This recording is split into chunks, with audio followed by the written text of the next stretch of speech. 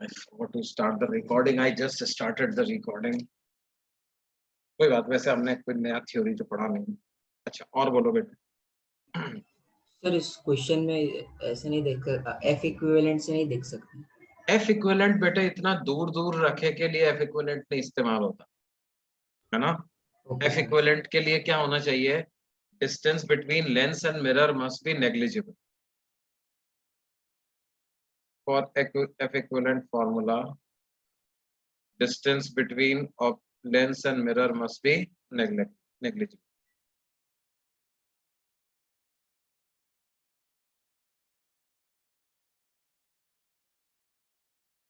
ठीक है, यहाँ पर तो नेग्लिजिबल नहीं है.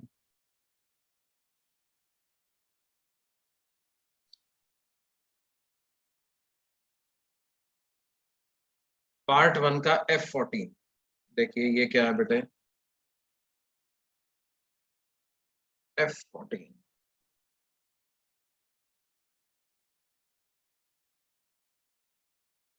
a converging lens of focal length 10 centimeter and a diverging lens of focal length 5 centimeter. एक converging lens है जिसकी फोकल लेंथ है 10 सेंटीमीटर. एक डाइवर्जिंग लेंस है, क्योंकि डाइवर्जिंग बोल दिया तो फोकल लेंथ को अपने आप ही नेगेटिव बोलना पड़ेगा, -5.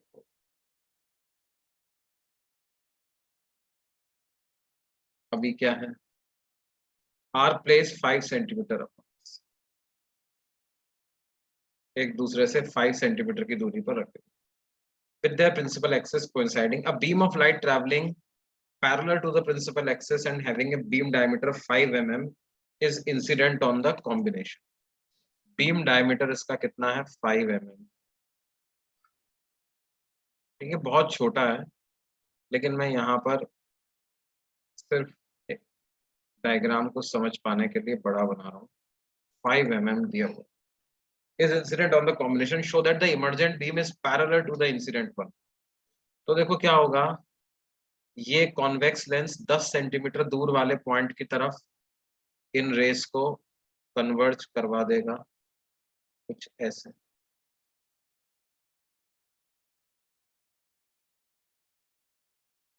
और ये जो यहाँ से कॉन्वेक्स लेंस से 10 सेंटीमीटर दूर जो पॉइंट है, वो इस कॉन्केव से डाइवर्जिंग लेंस से 5 सेंटीमीटर और इसकी फोकल लेंथ भी 5 है. तो ये वाला पॉइंट कॉन्केव लेंस के लिए -f वाला पॉइंट हो गया. तो -f वाले पॉइंट पर जान दे रेस को, तो वो क्या कर देगा? Parallel to principal axis redirect कर ही देगा भाई, इसमें तो कोई राय है ही. अब उसके बाद हमसे क्या पूछ रहे हैं? Also find the ratio of emergent and incident intensities. तो emergent intensity divided by incident intensity का रेशियो, इसको कैसे निकालेंगे?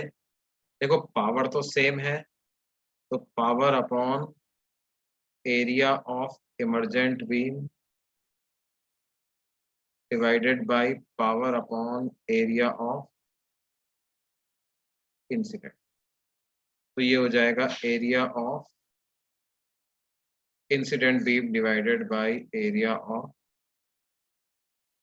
Emergent beam. Now how to calculate these areas, इनका रेशियो वगैरह कैसे कैलकुलेट करें भाई? देखो एरिया डायमीटर के प्रोपोर्शनल होगा, तो डायमीटर के स्क्वायर के, तो डायमीटर ऑफ इंसिडेंट बीम का square divided by diameter of emergent beam का स्क्वायर. ये इंसिडेंट बीम की डायमीटर है, ये इमर्जेंट बीम की डायमीटर होगी. DI/DE ऐसा लिख लेते हैं इनको. तो DI और DE का रेशियो किसके बराबर आ जाएगा बेटे? ये आ जाएगा 10 सेंटीमीटर अपॉन 5 सेंटीमीटर, यानी 2:1. स्क्वायर करोगे तो क्या आ जाएगा? 4:1 आ जाएगा. तो intensity of emergent beam divided bye intensity of incident beam, ये किसके बराबर आएगा? 4:1 के बराबर ये वैल्यू.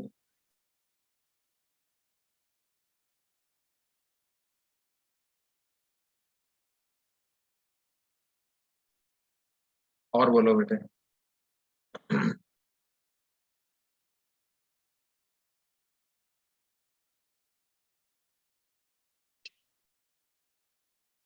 ये सेक्शन एफ हो गया। अब हम आगे बढ़ रहे हैं भाई आज, ठीक है। अब आगे बढ़ते हैं और बात करते हैं किसकी, डिस्पर्शन। पिछली क्लास में मैंने तुम्हें ये बात बता दी थी भाई, डिस्पर्शन क्या होता है। The splitting of white light into its component wavelengths is called as dispersion upon refraction. Refraction होते समय जो व्हाइट लाइट है वो उसके कंपोनेंट वेवलेंथ्स में स्प्लिट कर जाती है, और इस प्रोसेस को क्या बोलते हैं, डिफ्रैक्शन। और ऐसा होता क्यों है, ऐसा इसलिए होता है कि जितने भी अलग अलग फ्रीक्वेंसी की इलेक्ट्रोमैग्नेटिक वेव्स हैं वो वैक्यूम और एयर में तो लगभग सेम स्पीड से चलती है, मतलब 3 × 10⁸ मीटर पर सेकंड से सबके सब चलती हैं। लेकिन किसी और मीडियम में, फॉर एग्जांपल वाटर की मैंने बात कर ली, तो वाटर में क्या होगा बेटे, अलग अलग कलर या अलग अलग फ्रीक्वेंसी अलग अलग स्पीड से चलेगी। वॉयलेट की स्पीड सबसे धीमे होगी और इंडिगो, ब्लू, ऐसे करते करते क्या है, सबसे ज्यादा स्पीड किसकी होगी, रेड की होगी पानी में। जबकि वैक्यूम में क्या होता है, इन वैक्यूम और एयर, चाहे वॉयलेट कलर की स्पीड लिखूं या इंडिगो की स्पीड लिखूं या ब्लू की लिखूं या ग्रीन की लिखूं या रेड, किसी की भी लिखूं, सबकी स्पीड क्या होती है भैया, बराबर ही आती है। और वो किसके बराबर आती है बच्चों,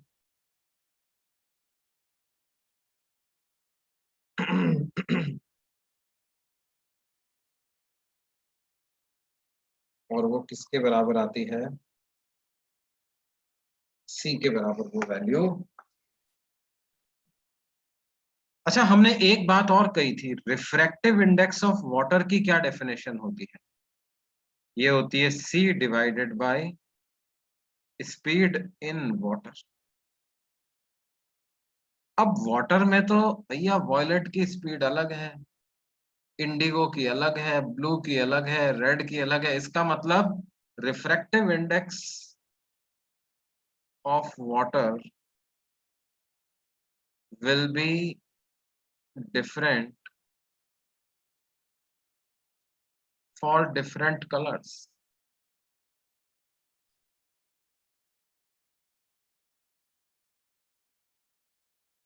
और क्योंकि रेड की speed, refractive index of water for red निकालना है अगर मेरे को, तो क्या करना पड़ेगा, c divided by velocity of red in water, ऐसा करना पड़ेगा।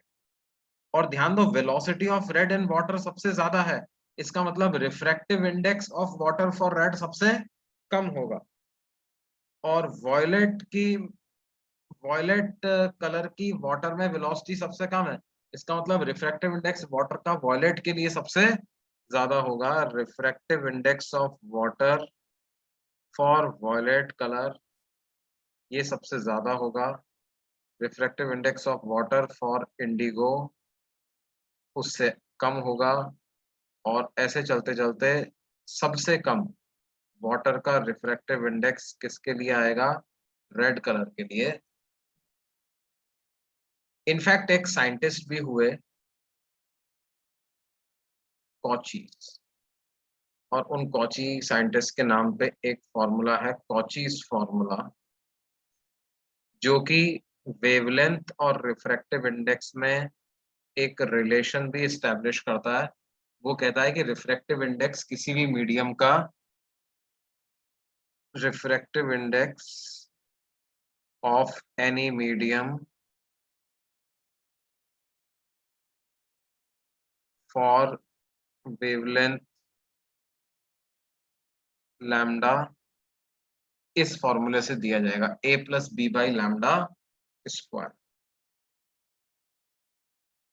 ठीक है बेटे।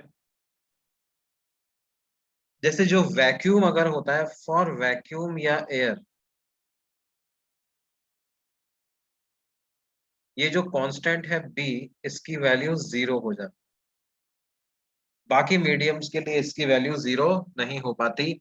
और इस फॉर्मूले के हिसाब से भी हम देख सकते हैं कि लैम्डा ज्यादा होगा तो उस लैम्डा के लिए किसी भी मीडियम का रिफ्रैक्टिव इंडेक्स कम होगा।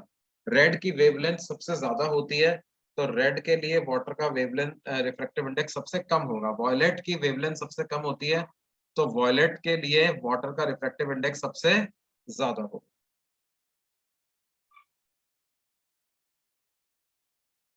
How are A and B determined? A and B are constants depending on the medium पे dependent constants होते हैं। They are positive constants dependent on medium, है ना। जैसे वैक्यूम के लिए मैंने तुम्हें वैल्यू बताई है। वैक्यूम के लिए क्या होगा, बेसिकली फॉर वैक्यूम बी की वैल्यू 0 होगी और ए की वैल्यू 1 होगी। तो इस हिसाब से रिफ्रैक्टिव इंडेक्स उसका सभी वेवलेंथ के लिए 1 आ जाता है। ठीक है। बाकी अलग अलग मीडियम के लिए ये वैल्यूज अलग अलग होती हैं। ठीक है। Electromagnetic wave theory of light से ए और बी की वैल्यूज डिटरमाइन की जा सकती हैं। हमें सिर्फ ये थोड़ा सा प्रोपोर्शनैलिटी के आइडिया के लिए फॉर्मूला ध्यान में रखना है, A plus B by lambda square. अच्छा, ऐसा नहीं, बहुत ज्यादा वेरिएशन नहीं होता है ना, बी की वैल्यू बहुत छोटी ही होती है। जैसे मैं तुम्हें एक एग्जांपल के तौर पे बात करूं कि रिफ्रैक्टिव इंडेक्स ऑफ ग्लास,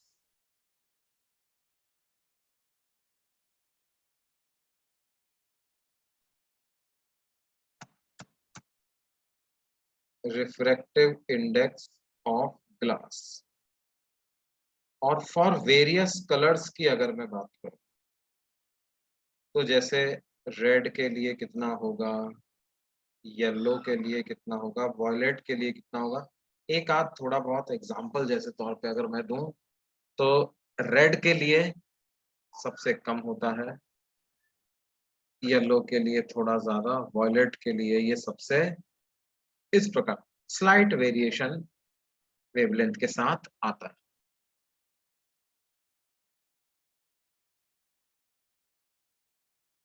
अब देखो, अगर ऐसा हुआ तो गजब हो जाए। कैसे गजब हो जाएगा, ये एक्चुअल वैल्यूज हैं। हाँ, यस। जैसे तुम देखो, एयर में white light travel, this is ray of white light,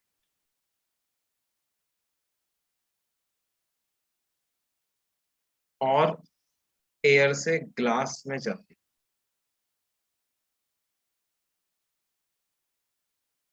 मतलब एयर ग्लास इंटरफेस पे इंसिडेंट हुई, it is incident on air glass.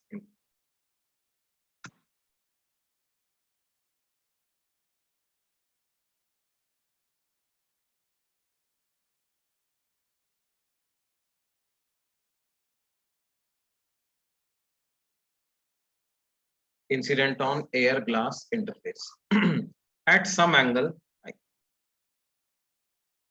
अब देखो, ये जो व्हाइट लाइट की रे है ना, ये भले ही हमें एक सिंगल रे लग रही है, लेकिन इसके अंदर सारे वेवलेंथ प्रेजेंट है। 3800 एंगस्ट्रॉम से 7600 एंगस्ट्रॉम तक सब प्रेजेंट है इसके अंदर। इसके अंदर रेड भी है, वॉयलेट भी है, इंडिगो भी है, ब्लू भी है, ग्रीन भी है, ऑरेंज भी है, येलो भी है, और सारे शेड जो आप सोच सकते हो सब प्रेजेंट है इसमें।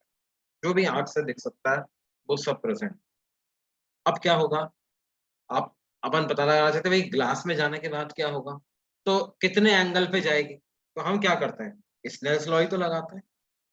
तो लिखेंगे refractive index of air into sine i is equal to refractive index of glass into sine r. तो 1 into sine i is equal to refractive index of glass into sine r. तो sine r की क्या value आ जाएगी बेटे? Sine i divided by refractive index of glass. अब ध्यान दो, sine i is same for all the colors, is same for sin I is same for all colors, but refractive index of glass is different for different colors.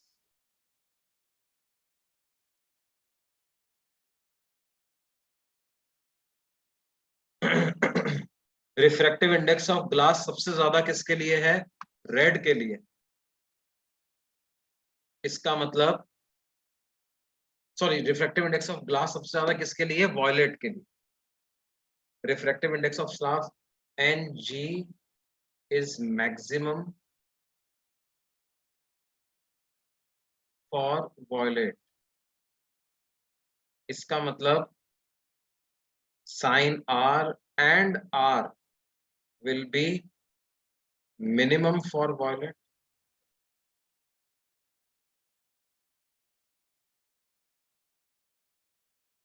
And उसी तरह से Ng is minimum for red। इसका मतलब sin R is maximum for red। मतलब देखो होगा क्या, ये जो रे है ये बेंड तो होगी नॉर्मल की तरफ, लेकिन बेंड होने के बाद क्या होगा बेटे? सबके सब सेम एंगल पे नहीं ट्रैवल कर रही है, सबके सब अलग अलग एंगल पे ट्रैवल कर रही है।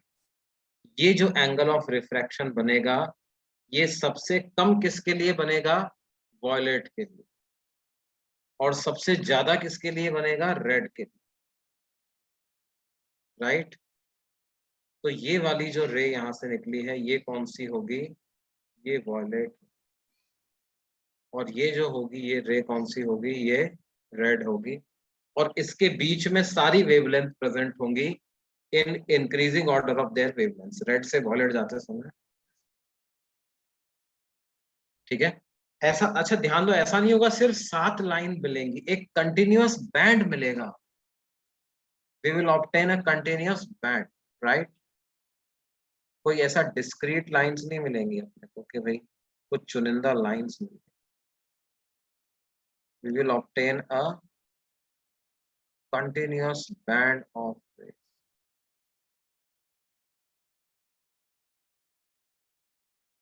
अलग अलग शेड के, अलग अलग रंग के रेज मेरे को यहाँ पर।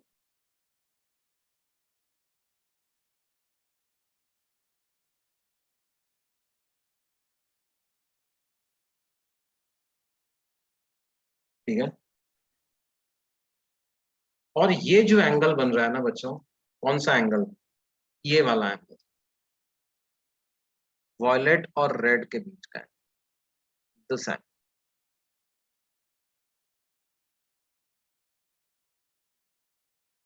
इस एंगल को कहते हैं एंगल ऑफ डिस्पर्शन।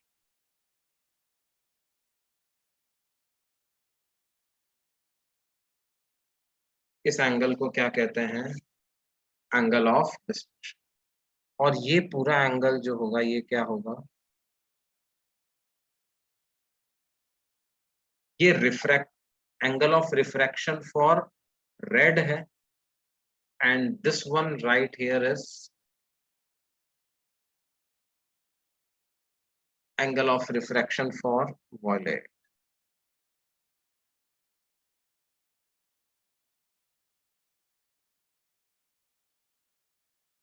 तो एंगल ऑफ डिस्पर्शन को आप क्या लिख सकते हो बेटे? एंगल ऑफ डिस्पर्शन को लिख सकते हैं refractive angle of refraction for red minus angle of refraction for violet. या फिर इसको मैं ऐसा भी लिख सकता था, देखो अगर मैं डेविएशन की बात करूं तो ये जो है ये ओरिजिनल पाथ था लाइट का, तो रेड इतने एंगल से डेविएट हुई और वॉयलेट इतने एंगल से डेविएट। सबसे ज्यादा डेविएशन वॉयलेट का हुआ और सबसे कम डेविएशन रेड का। तो थीटा को हम ऐसा भी लिख सकते हैं, deviation for violet minus deviation for red.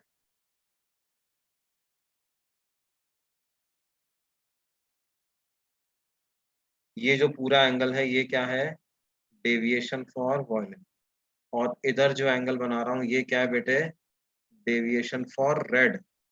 तो डेविएशन फॉर वॉयलेट में से डेविएशन ऑफ रेड सब्ट्रैक्ट कर देंगे तो क्या मिल जाएगा, थीटा। थीटा को क्या कहेंगे, एंगल ऑफ डिस्पर्शन।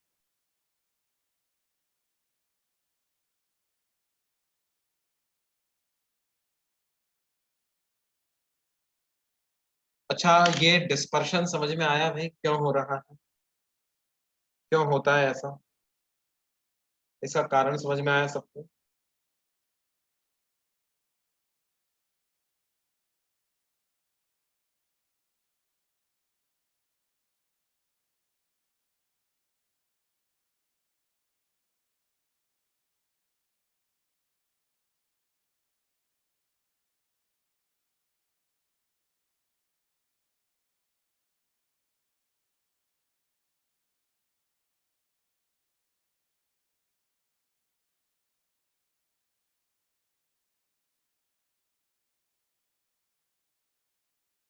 नहीं बेटे, देखो एक बच्चा क्या डाउट पूछ रहा है कि सर एक फॉर्मूला होता है v equal to f lambda, है ना, और आप कह रहे हो कि v जो है वो एयर में सबका सेम है और f तो सिर्फ सोर्स पे डिपेंड करता है, तो इसका मतलब लैम्डा भी सबके लिए सेम हो गया। नहीं बेटा, f सोर्स पे डिपेंड करता है, ये बात बिल्कुल सही है, लेकिन रेड लाइट का सोर्स अलग होगा, वॉयलेट का सोर्स अलग होगा, ग्रीन का अलग होगा, तो इन सब की फ्रीक्वेंसी अलग अलग होती है बेटे।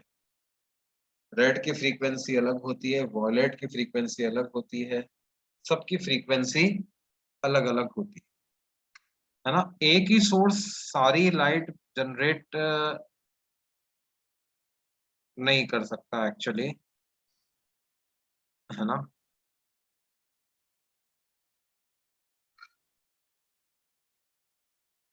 तुम ध्यान दो, आगे जाकर के जब अपन लाइट एमिटिंग डायोड्स के बारे में पढ़ेंगे, एलईडीज के बारे में पढ़ेंगे, तो हम पढ़ेंगे कि अभी रिसेंटली 5-6 साल पहले ही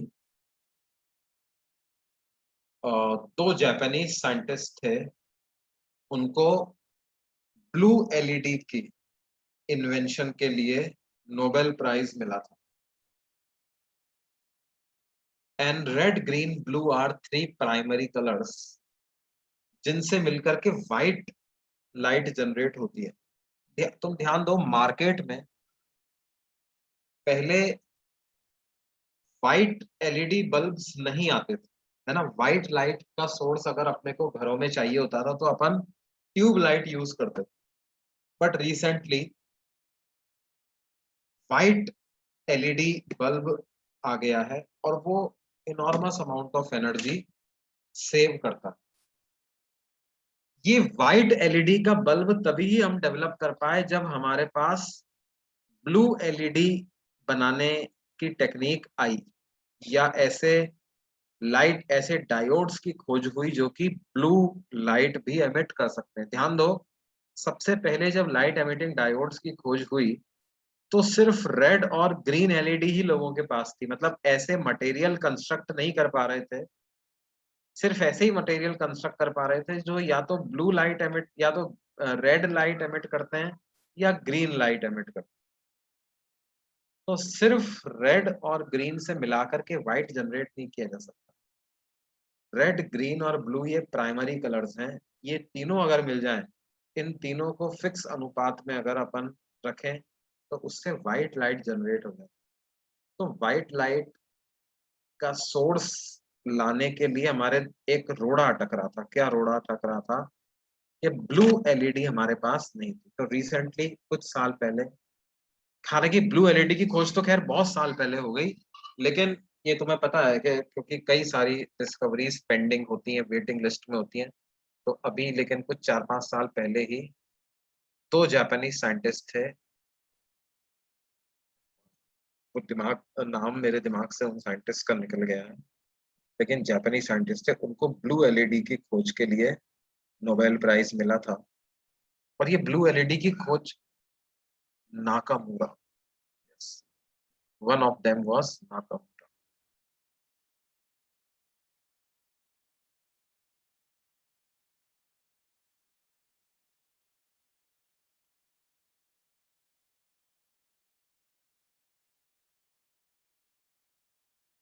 Why blue light hurts the eyes more? Blue light को फिल्टर अपन लगाते हैं ना मोबाइल्स में, या स्क्रीन पे ऑप्शन होता है ब्लू लाइट ऑफ करने का या ब्लू लाइट फिल्टर करने का। वो उसमें कुछ बायोलॉजी भी इन्वॉल्व होगी, आंख भी इन्वॉल्व है ना उसमें, आंख की भी कुछ। our eye is nothing but an electromagnetic organ, so it responds differently to different frequencies, है ना। and then there are many, आंख के जो रेटिना है उसके पीछे कई सारे कोन्स और रॉड्स लगे होते हैं, sensory cones and rods are behind that retina. तो क्योंकि हम समझ सकते हैं ब्लू की फ्रीक्वेंसी इन दोनों के तुलना में सबसे ज्यादा होती है, तो हाई फ्रीक्वेंसी के इलेक्ट्रोमैग्नेटिक वेव जो है वो हाई फ्रीक्वेंसी का स्टिमुलेशन भी क्रिएट करती होंगी आईज में। तो उस हाई फ्रीक्वेंसी के स्टिमुलेशन की वजह से वो ज्यादा नुकसान, continuous exposure is harmful, and of course there may be some biological anatomy concepts also involved, but from physics point of view what I can say is that it has higher frequency, so higher frequency leads to stimulation of higher frequency in the eye, that probably has some relation. हाँ, बिल्कुल बिल्कुल बिल्कुल। Myopia, hypermetropia और press बायोपिया, defects of vision जो है वो सारे पढ़ेंगे। डिफेक्ट्स ऑफ विजन पढ़ेंगे, simple microscope, compound microscope, telescope, ये सारी चीजें पढ़ेंगे, बिल्कुल पढ़ेंगे, अपने सिलेबस का पार्ट है। अच्छा, पहले इस मुद्दे पे आते हैं। डिस्पर्शन समझ में आया, डिस्पर्शन क्यों हो रहा है ये समझ में आया, एंगल ऑफ डिस्पर्शन कैसे निकालोगे ये समझ में आया। ये तीन चीज समझ में आई कि नहीं आई? What is dispersion, why dispersion takes place, and what is angle of dispersion, how to calculate angle of dispersion. ये तीन मुद्दे हैं जो अभी तक अपन ने डिस्पर्शन में पढ़े।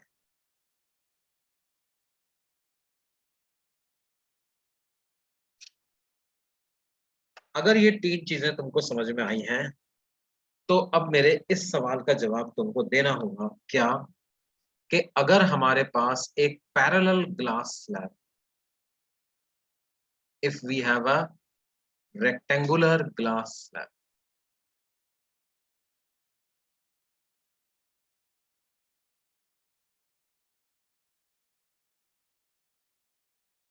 और हमसे कहा जाए कि इस पर मैंने क्या किया, एक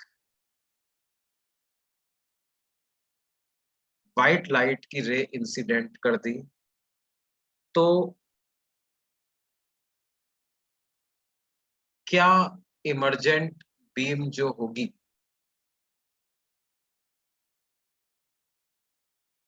वो कैसी होगी, वो व्हाइट ही दिखाई देगी या अलग अलग कलर्स की दिखाई देगी, ये हमें पता करना।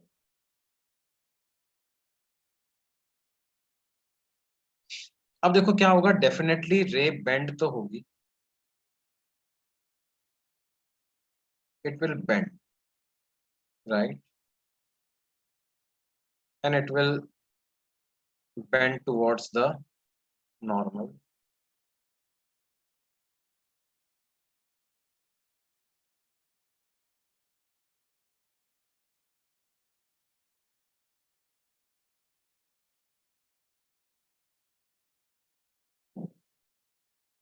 नहीं, सबसे ज्यादा कौन सी रे बेंड होगी? देखो ये ओरिजिनल डायरेक्शन, वॉयलेट सबसे ज्यादा बेंड होगी, तो ये वाली वॉयलेट लिख सकते हैं, और ये सबसे कम बेंड होगी रेड। ये डेविएशन हो गया, तो एंगल ऑफ डेविएशन सबसे ज्यादा वॉयलेट का है और एंगल ऑफ डेविएशन सबसे कम रेड पे। ठीक है। अच्छा, उसके बाद क्या होगा जब ये इमर्ज होंगी? तो हमने एक चीज पढ़ी है बेटे, कि यहाँ जो एंगल बनेगा आई, क्या वही एंगल वापस इमर्जेंट रे भी बना लेगी? तो ये भी एंगल बना लेगी आई, और रेड वाली लाइट भी एंगल बना लेगी आई। ये दोनों एंगल आई आई बना लेगी।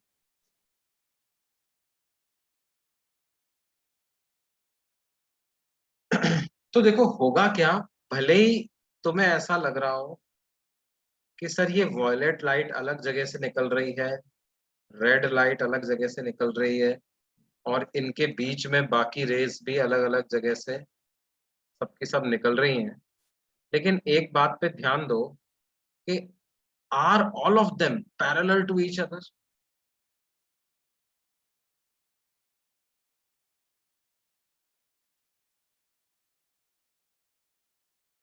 ये सबकी सब जो रेज हैं, they are parallel to each other, they are all parallel to each other. It will emerge as a parallel beam, right? And if it emerges as a parallel beam, it will get focused at same point on the retina. Since all the emergent colors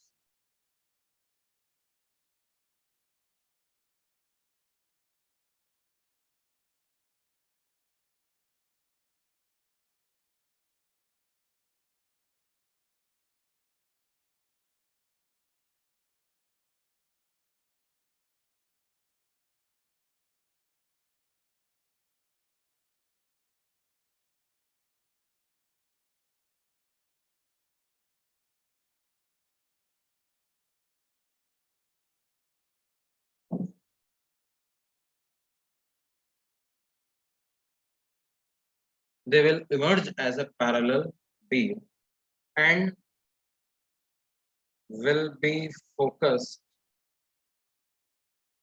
at same position on retina.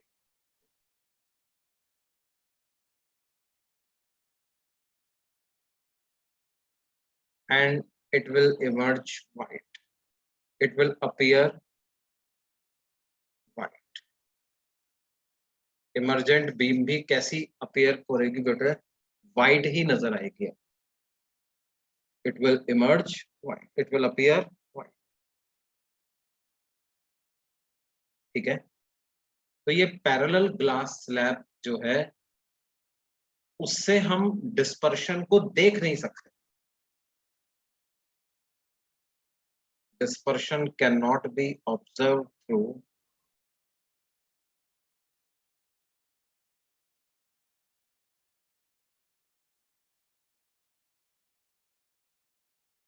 A parallel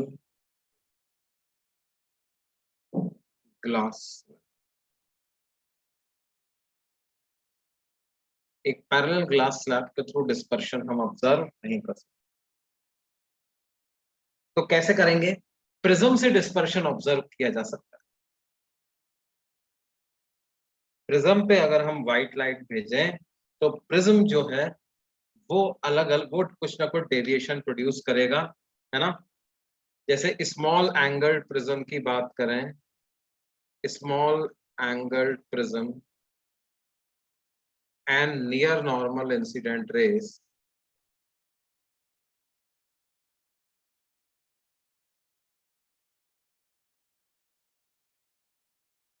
ऐसी बात अगर मैंने करी है, तो क्या होगा बेटे?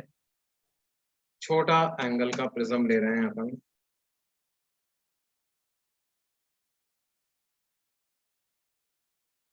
और स्मॉल एंगल पे मैंने व्हाइट लाइट इंसिडेंट करी है, तो ये कितना डेविएशन प्रोड्यूस करती है? Deviation is n-1 into A, right. n जिसका ज्यादा होगा उसमें डेविएशन सबसे ज्यादा प्रोड्यूस करेगी, तो वॉयलेट का डेविएशन सबसे ज्यादा होगा और रेड का डेविएशन सबसे कम, और बीच में बाकी कलर्स भी।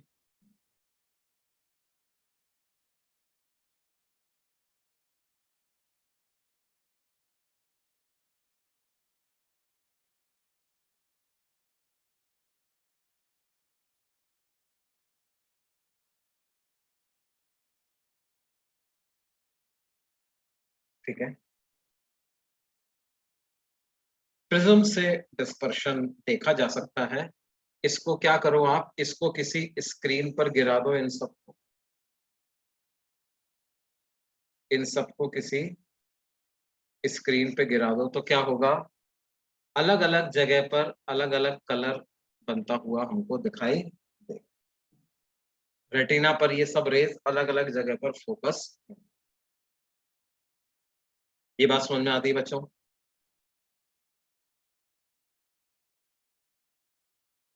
फिर इसको अपन आगे अगली क्लास में और पूरा पढ़ेंगे।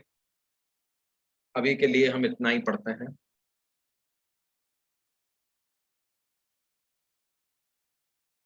ठीक है, अगली क्लास में आप सेक्शन जी होमवर्क में करके लेके आ जाओ। ठीक है, सेक्शन जी, राइट। और एक्सरसाइज 2 का जो एक्सरसाइज 1 का जो पार्ट 3 है, उसमें से मैं दे रहा हूं question number 1, question number 2, question number 3। Exercise 1 part 3 का question number 1, 2, 3 and exercise 2 part 1 का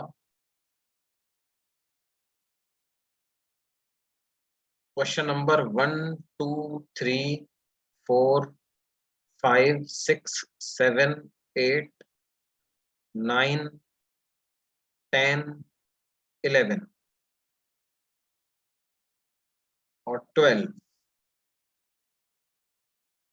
13, 14, 15। एक्सरसाइज 2 पार्ट 1 भी कंप्लीट करना है भैया। ठीक है, ये टेस्ट में आएगा, तो ये कंप्लीट करना बहुत जरूरी है। अगली क्लास में आप बिल्कुल डेफिनेटली इसको करके लेके आओ। एक्सरसाइज 2 पार्ट 1, एक्सरसाइज 1 पार्ट 3,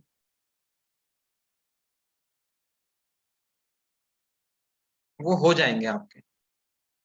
ये जो मैंने पढ़ाया आज, जितना पढ़ा उससे हो जाएंगे। एंड एक्सरसाइज 1 पार्ट 1 पार्ट 2 का सेक्शन जी, ये तो बहुत छोटा है ना? सेक्शन जी जो है इसमें तो दो तीन क्वेश्चन है, ये दोनों। ठीक है बच्चों, अगली क्लास में मिलते हैं।